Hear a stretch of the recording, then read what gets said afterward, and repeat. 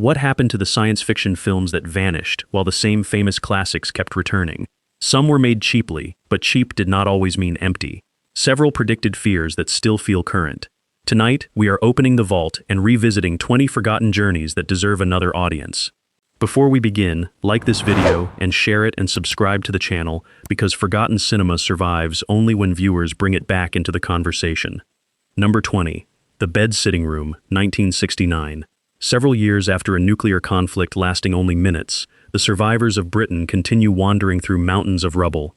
They behave as though social order still exists, even though streets, homes, institutions, and ordinary geography have collapsed.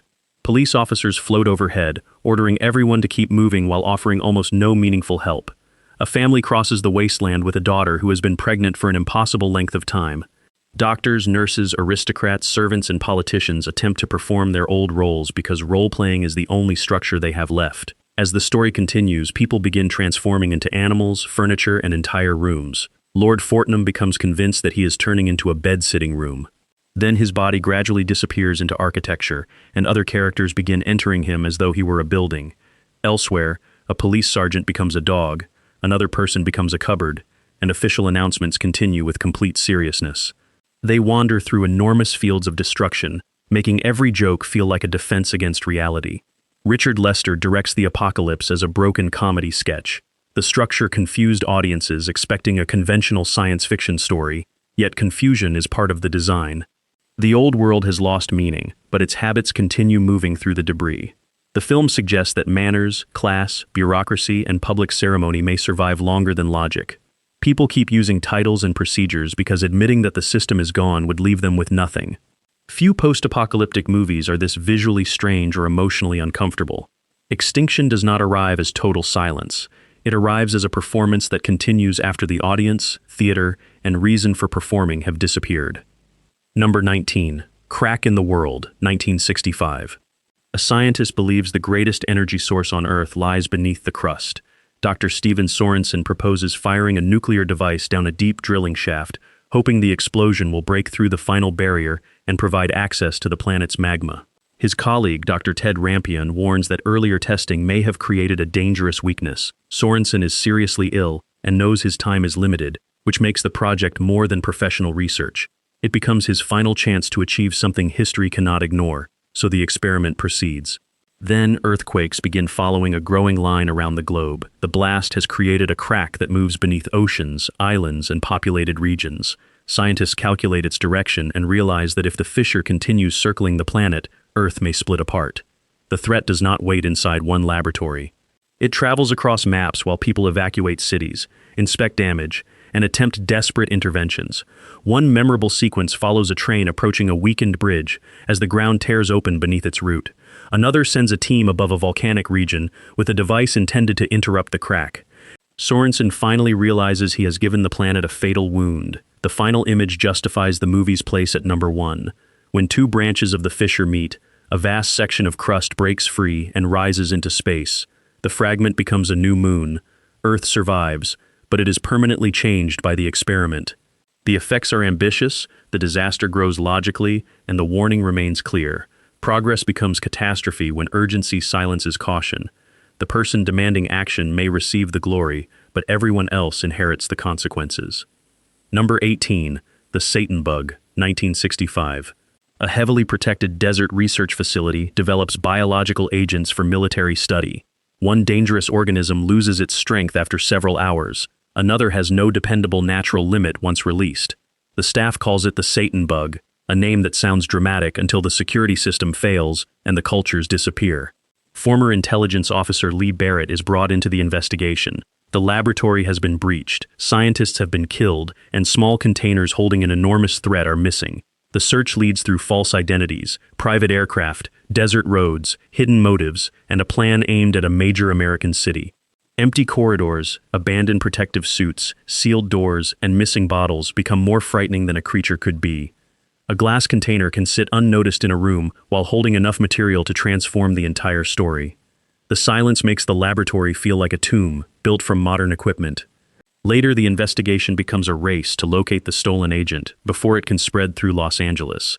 Experts discuss containment, timing, wind, security failures, and probability. The science is simplified for drama, but the characters behave as though the consequences are real. Jerry Goldsmith's score adds pressure without turning the threat into fantasy. The central fear remains painfully direct. Civilization can create something powerful enough to destroy itself, then rely on ordinary locks, procedures, and imperfect people to keep it safe. The danger does not come from another planet. It comes from intelligence without sufficient restraint. Years before outbreak thrillers became common, this forgotten film recognized that scientific progress creates responsibilities that cannot be solved by optimism. Once the container exists, humanity must remain careful forever. Number 17. The Human Duplicators, 1965. Several important scientists have disappeared, and sensitive equipment is vanishing with them. Government agent Glenn Martin follows the trail to the mansion of Professor Dornheimer, a researcher whose experiments have attracted the attention of an alien visitor named Kolos. Inside the house, Martin discovers an operation designed to produce artificial human replacements. Kolos creates android doubles with copied faces and programmed behavior. The professor's blind niece, Lisa, remains near the center of the mystery. Because she cannot see the copies, she responds to voices and behavior rather than appearances, allowing her to sense emotional differences that sighted characters ignore. The plot becomes more interesting when Martin is captured and duplicated. His mechanical replacement returns to the outside world wearing his identity, while the real agent remains trapped among unfinished artificial bodies. Yet the most important twist belongs to Kolos. His growing compassion for Lisa makes him question his mission. After restoring her sight, he learns that he is not the superior living master he believed himself to be. He is also an android, manufactured by a higher authority and given false confidence about his own nature. That revelation turns a simple invasion story into a question about inherited identity. If a created being can feel loyalty, regret, and love, does its artificial origin matter? The movie is colorful, inexpensive, and sometimes awkward, but its central idea remains powerful. A copy may become human through choices, while an original can surrender humanity through obedience. Number 16. The Damned, 1962. An American tourist visiting the English coast becomes involved with Joan, a young woman controlled by her violent brother and his gang. Their attempt to escape leads through seaside streets, rocky cliffs, and a restricted military area. Beneath the cliffs, a group of children lives inside a secret government facility. They receive lessons through television screens, sleep in clean rooms, and rarely experience direct human affection. They were born radioactive and can survive levels of contamination that would harm ordinary people. The government's plan is to keep these children isolated until the surface world becomes uninhabitable. After everyone else is gone, the children may emerge as the beginning of a replacement civilization. They are being stored for the end of humanity. The most powerful scenes show them reaching through barriers toward the adults who discover them. They want touch, family, and freedom, while the visitors gradually become ill from exposure. Science has made the children valuable to the state and dangerous to anyone who loves them. Director Joseph Losey uses the sharp change in genre to create shock. A story about youth violence becomes a secret apocalypse nightmare, suggesting that the darkest machinery of the future has been operating beneath ordinary Britain all along. There is no easy rescue. Authorities protect the project, remove witnesses, and return the children to isolation. Their cries continue after the adults are gone. The world above carries on without knowing what is hidden below. Among Hammer's many genre productions, this may be one of the bleakest and most political. It asks what governments will sacrifice when they become convinced disaster is inevitable. The answer is not only freedom, it is an entire generation's right to be treated as human before becoming useful. Number 15. The Terronauts, 1967. A group of British radio astronomers finally receives the signal it has spent years searching for. Instead of bringing professional recognition, the discovery pulls the entire laboratory away from Earth. Scientists, assistants, and 2 accidental passengers find themselves aboard an alien craft, carried toward an abandoned station hidden inside an asteroid. The station was built as part of an ancient defensive system. Its creators are gone, but their machines remain active, waiting for new operators. Recorded messages explain that a hostile fleet is approaching, and that the confused humans have been selected to continue a battle they barely understand. Much of the film's pleasure comes from exploration. Doors open into strange rooms, machines react unpredictably, and a rolling robot becomes both guide and comic complication. The most memorable scene has the characters gathered around the alien control center, translating a warning while slowly realizing that nobody else is coming to rescue them. The final battle uses models and effects that reveal the production's television roots. Still, the idea behind the spectacle is appealing. These are not fearless military heroes or perfectly trained astronauts. They are ordinary technical people who answer a cosmic signal and inherit responsibility for an entire region of space. That makes the adventure more charming than its reputation suggests. The film says courage can begin as confusion. Sometimes survival depends on whoever happens to be standing beside the correct switch when the warning finally arrives. Number 14. The Bamboo Saucer, 1968. Cold War rivals discover that neither side owns the greatest machine on Earth. An American team and a Soviet team are both searching rural China after reports of a mysterious craft hidden near a remote village. Beneath a covering of bamboo, they find an intact flying saucer abandoned by unknown visitors. Each group wants the technology for its own government, and every conversation carries the possibility of betrayal. Meanwhile, Chinese forces move closer, creating a situation where political competition may destroy the very object everyone hopes to capture. The saucer becomes the real star of the film. Its interior is filled with smooth surfaces, strange controls, and equipment that appears advanced without being impossible to operate. One memorable sequence shows the rival teams working together to activate the ship. As the craft rises above the hidden clearing, argument briefly gives way to shared wonder. That cooperation is the movie's most valuable idea. Earth's divisions look smaller once people are standing inside evidence of another civilization. The story still contains espionage, pursuit, and competing loyalties, but it is more hopeful than many films of its period. Survival requires trust between people trained not to trust each other. The special effects are limited, though the mystery remains effective.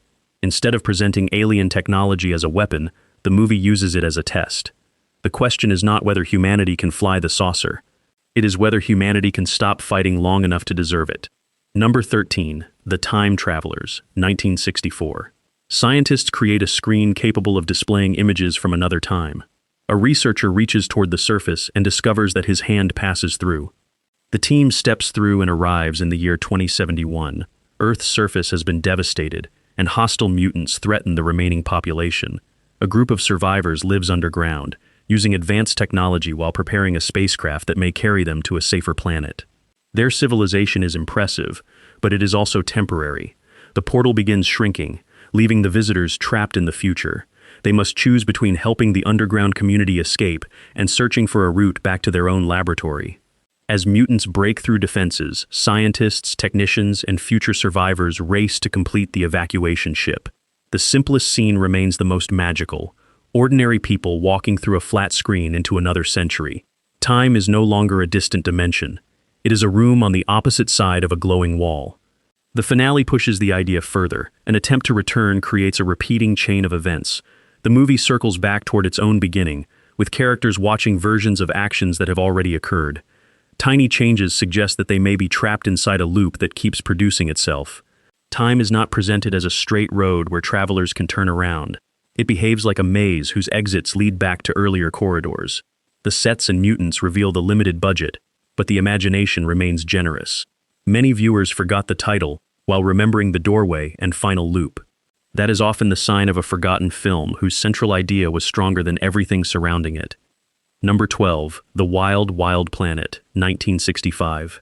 In the futuristic year of 2015, people begin disappearing without explanation. Commander Mike Halstead investigates the cases and discovers that the victims are connected to a powerful scientific corporation controlled by NERMI. Behind the company's respectable appearance is a program involving android servants, biological experiments, and forced human transformation. NERMI believes ordinary humanity is inefficient. He plans to combine desirable bodies and minds into a supposedly improved species under his control. To gather subjects, he uses glamorous female decoys and identical bald androids wearing dark glasses. Their kidnapping method provides the film's unforgettable image. A target is distracted while an android opens his coat, wraps the person inside it, and reduces the captive to miniature size. The tiny victim is then placed inside a suitcase and carried away. The investigation eventually reaches the planet Delphos, where NERMI maintains laboratories filled with altered bodies and unfinished experiments. Bright costumes, futuristic apartments, transparent tubes, and pop art machinery turn every room into a comic book panel. Beneath the visual excess is a familiar warning about perfection. Nurmi does not want to improve individual lives. He wants to redesign people as objects that fit his personal system.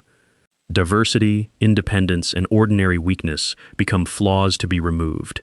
This is 1960s European science fiction at its most fashionable. Part spy adventure, part nightmare laboratory, and part space-age magazine brought to life. Few forgotten films capture the decade's belief that the future would be glamorous, dangerous, and decorated with far too much plastic. Number 11. The Frozen Dead, 1966. Inside an isolated English mansion, a scientist keeps the past stored in ice. Dr. Norberg has preserved soldiers from a defeated political movement, hoping his experiments will eventually return them to full life. Wealthy supporters pressure him to succeed, treating scientific revival as a path toward restoring an ideology that history has already rejected. The frozen bodies remain mostly unresponsive, and the doctor grows desperate. When a young woman named Jean becomes involved, an experiment leaves her conscious head separated from ordinary life. She can see, speak, remember, and plead, while Norberg describes the result as progress. That laboratory provides the movie's defining scene. The living head watches everyone who enters, unable to escape the people discussing her condition. The horror comes less from appearance than from the doctor's refusal to recognize suffering when it interferes with his ambition. Dana Andrews plays Norberg with tired seriousness. He is not a wild showman celebrating destruction. He is a man who has crossed one moral boundary after another and continues because admitting failure would force him to face everything already done. The film mixes cryogenic science, gothic atmosphere, political obsession, and sensational laboratory imagery. The doctor is trying to freeze a lost cause until the world becomes ready to accept it again. Instead, he produces damaged fragments without futures. That idea gives the title a second meaning. The dead are frozen physically, while Norberg and his allies are frozen emotionally, unable to move beyond a past that should remain buried. Number 10. Beyond the Time Barrier, 1960. A test pilot pushes an experimental aircraft beyond its expected speed and lands at the same military base he left only minutes earlier. The runways are silent, buildings have collapsed, and familiar rooms are covered in dust. He eventually learns that he has crossed a time barrier and reached the year 2024. Human civilization has been shattered by nuclear testing and a plague connected to radiation. A smaller group lives beneath the ground inside a geometric fortress called the Citadel, protected from altered outsiders but slowly facing extinction. The opening exploration remains the movie's strongest sequence. The pilot walks through the abandoned base searching for mechanics, officers, or any sign of ordinary activity. Inside the Citadel, leaders treat him as more than a traveler. Because he comes from an earlier, healthier population, he may provide the genetic future their society desperately needs. His freedom becomes less important than what his body represents. A romance develops, political rivalries emerge, and he begins searching for a way back to 1960. Sharp walls, triangular rooms, deep shadows, and unusual architecture make the future feel sealed away from nature. The design suggests a civilization surviving inside its own bunker-like fear. Returning home does not erase the consequences. Time has changed the pilot, and knowledge of the future follows him into the past. The film's prediction of 2024 was wrong in detail, but its warning remains recognizable. Technology can move faster than wisdom, and the people celebrating an achievement may not be the people forced to live with its final cost. Number 9. The Creation of the Humanoids, 1962. A nuclear disaster has reduced Earth's population, and blue-skinned humanoids perform much of the work required to rebuild civilization. In practice, their intelligence and emotional complexity are developing far beyond the limits humans expected. Captain Kenneth Kragus belongs to the Order of Flesh and Blood, a movement determined to preserve human superiority. Its members fear that artificial workers will eventually replace the population they were built to assist. Kragus supports separation until his sister becomes emotionally involved with a humanoid, forcing the political argument into his own family.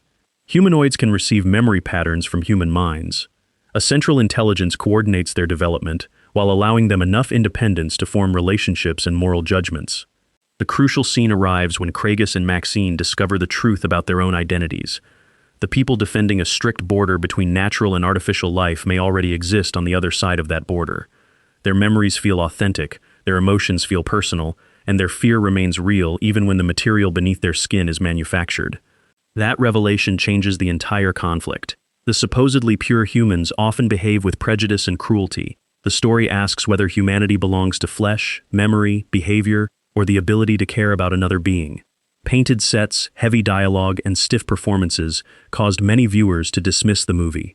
Yet its ideas anticipated later stories about artificial intelligence and transferred consciousness.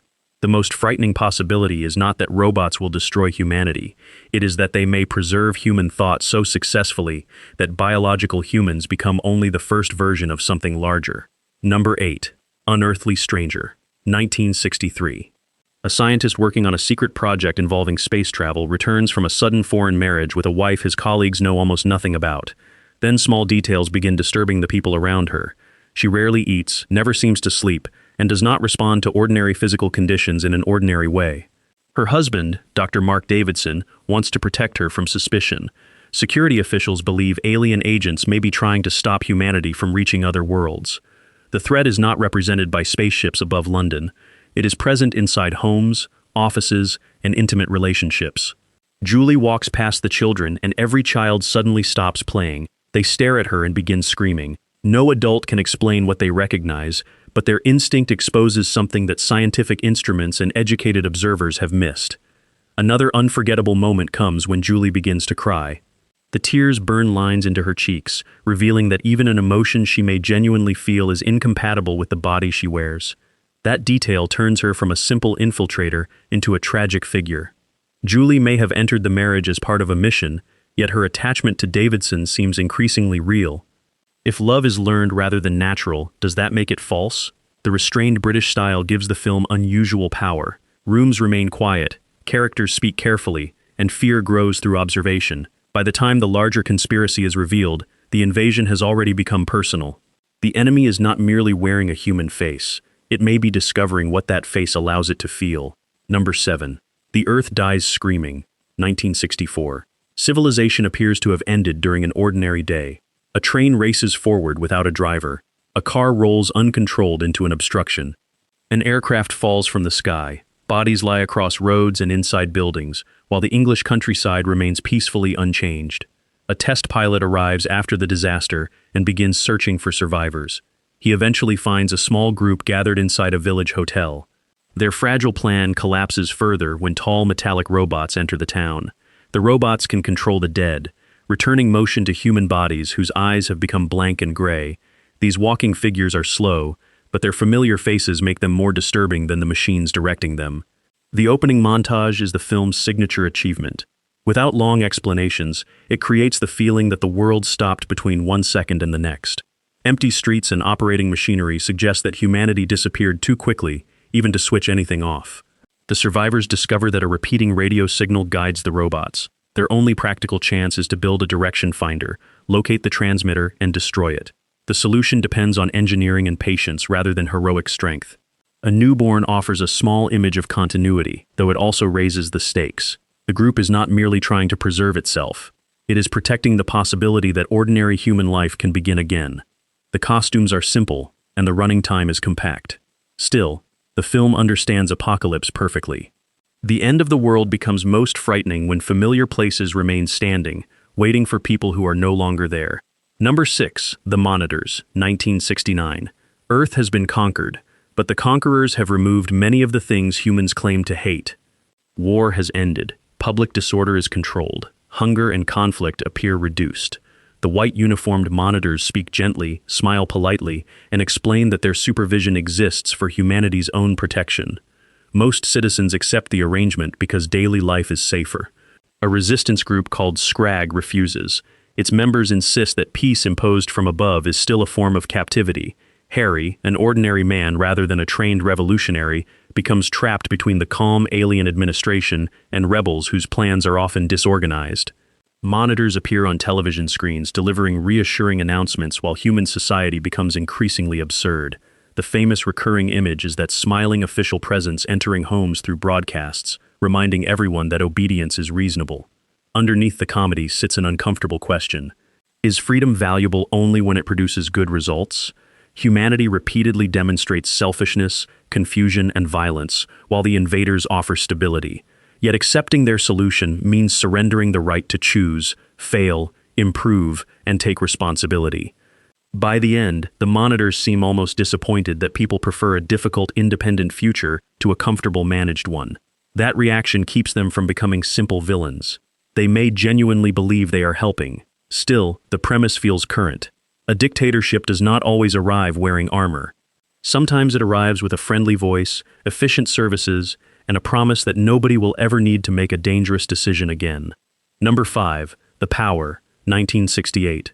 A scientific committee studying human endurance discovers evidence that someone nearby may possess extraordinary mental abilities. During a demonstration, a sheet of paper moves without being touched. Then researchers connected to the project begin dying under circumstances that normal physical evidence cannot explain. Tanner searches through laboratory records, personality tests, hidden histories, and conflicting testimonies, while an unseen intelligence manipulates the environment around him. Ordinary objects become weapons because the person controlling them does not need to stand nearby. Tanner becomes trapped on the rapidly spinning ride as lights flash, music repeats, and the machinery accelerates under invisible control. A cheerful amusement park turns into a psychological chamber. Painted horses circle again and again while he struggles to remain conscious and find an escape. Another strong sequence involves scientific equipment operating beyond safe limits. The threat can enter a laboratory through the machines its victims trust. Every switch and measuring device becomes suspicious when thought alone may control it. What begins as a conspiracy mystery gradually becomes a story about hidden evolution. Tanner learns that the power he fears may also exist within him. The final confrontation is not simply hero against villain. It is a struggle between two people who represent a possible next stage of humanity and very different ideas about how that power should be used. George Hamilton gives Tanner a polished confidence that slowly breaks apart, while Michael Rennie brings authority to the surrounding mystery. Its final warning is simple: greater ability does not automatically produce greater morality. A mind capable of moving the world may still be controlled by pride, fear, or the desire to decide everyone else's future. Number 4. The Day Mars Invaded Earth, 1963. The invasion begins not with a landing fleet, but with a scientific signal. A robotic probe reaches Mars, sends information home, and is destroyed by an unexplained energy surge. Project scientist David Fielding takes his family to an isolated California estate, hoping the quiet setting will help him recover from the pressure. Instead, the mansion becomes a trap. David sees a figure who looks exactly like him. His wife begins noticing impossible movements around the property. Their children encounter doubles that appear and vanish before anyone can understand what is happening.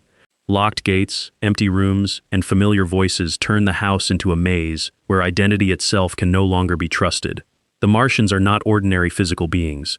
They travel through electronic signals and create perfect copies of human targets. Rather than attacking from the sky, they replace a family from the inside. That method makes every conversation dangerous, because appearance offers no proof that the person speaking is real. The signature moment comes at the end. The duplicate Fielding family calmly drives away from the estate, ready to continue the invasion. At the bottom of an empty swimming pool lie 5 human-shaped outlines made of ash. Water begins to flow, slowly removing the evidence. The enemy wins through imitation, patience, and silence. For a small production, the film delivers a remarkably modern fear. The most successful invader is the one that looks familiar enough to be welcomed home. Number 3. Mutiny in Outer Space, 1965.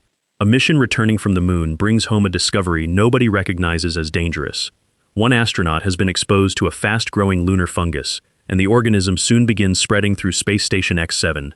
Within hours, it threatens the station's air, walls, equipment, and every person trapped in orbit. Major Towers understands the danger, but the station commander refuses to admit that the situation is beyond his control. His judgment deteriorates as the crisis grows, forcing the crew to challenge his authority.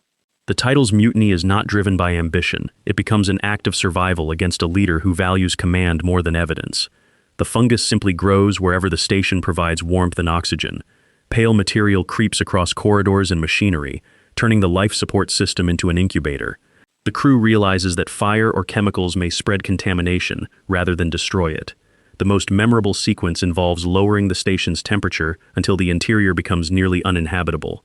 The astronauts seal themselves into freezing compartments while ice crystals form around the spacecraft. Their only chance is to make the environment hostile to the organism without ending their own lives first. Long before contaminated space stations became a familiar screen idea, this modest film understood the danger of bringing unknown material home. The first alien life humanity encounters may not arrive in a machine. It may return quietly on a glove, a sample bag, or a crew member who feels slightly unwell. Number 2. The Cape Canaveral Monsters, 1960. America's race toward space becomes the target of something that has already arrived from beyond it. Near Cape Canaveral, 2 invisible alien intelligences cause a car accident and take control of the bodies of the people inside. Their stiff movements, cold voices, and complete lack of ordinary emotion immediately suggest that something unfamiliar is trying to imitate human behavior. From a hidden cave, the invaders begin interfering with rocket launches. Their goal is not to occupy cities or announce themselves to the world. They simply want to stop humanity from reaching space, because a species that can leave its own planet may eventually threaten others. A small group of young investigators notices the pattern and follows the strange couple toward the concealed laboratory. The film's most memorable image is the possessed pair walking away from the wreck with blank expressions, as though they are testing borrowed bodies for the first time. Inside the cave, blinking machines, shadows, and improvised scientific equipment create a homemade atmosphere that is more eerie than polished. Nothing here looks expensive, and the dialogue can be wonderfully awkward. The space program is presented as both a triumph and a warning signal. Humanity thinks it is exploring, while the universe may see it as escaping. That uneasy idea gives this forgotten production more value than its reputation suggests. Number 1. The Phantom Planet, 1961.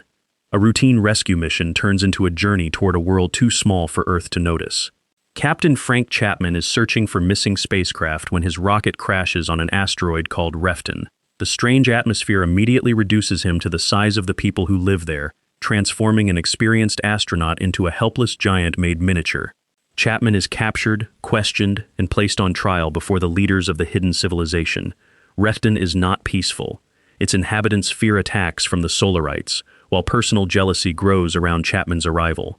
What begins as a space mystery slowly becomes a miniature kingdom drama. The famous sequence is Chapman's cavern battle with a hulking Solarite prisoner. Later, Chapman discovers that wearing his spacesuit restores his normal size. Suddenly, walls that seemed enormous become fragile objects around him. That reversal gives the movie its most interesting thought. Size controls power, but perspective controls meaning. Refton may be only a rock drifting through space to outsiders, yet it contains politics, fear, romance, and an entire history for the people living there. The ending leaves Chapman alone with an experience nobody on Earth is likely to believe. It is sentimental, strange, and exactly the kind of modest cosmic fantasy television once played after midnight. Have you seen either of these forgotten titles, or are they completely new to you? Tell us in the comments before we continue. And subscribe now, because the countdown becomes stranger, darker, and far more ambitious from this point forward. These movies may have vanished from regular television, but their ideas never disappeared. Android identity, invisible contamination, managed societies, time loops, alien imitation, and scientific arrogance still shape modern science fiction. Which forgotten 1960s film deserves a proper restoration? And which one do you remember from a late-night broadcast? Share your choice below, like the video, and subscribe to the channel. Cinema history stays alive only when somebody decides an overlooked movie is worth watching again.